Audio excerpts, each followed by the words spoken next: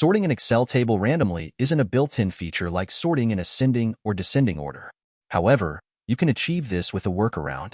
One common approach is to add a column with random numbers and then sort the table based on that column. In an empty column next to your data, use the rand formula in the first row of the column and drag it down to fill the entire column with random numbers. This function generates a random number between 0 and 1. Now simply click the drop-down arrow next to the random values header and choose either ascending or descending order.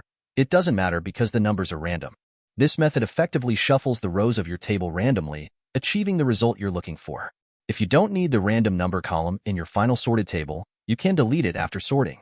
If your data is organized in cells rather than being formatted as a table, you can still efficiently sort it in ascending or descending order based on one or more columns. This can be achieved by selecting the data range, accessing the Data tab, and utilizing the Sort icon.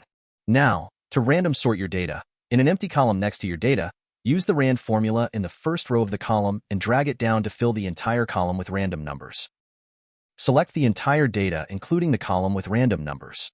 Go to the Data tab, click on Sort, and select the column with random numbers as the sorting criteria. Choose either ascending or descending order. It doesn't matter because the numbers are random. If you don't need the random number column in your final sorted table, you can delete it after sorting. Thanks for watching. If you found this information helpful, be sure to give it a thumbs up and subscribe for more helpful tips and tutorials.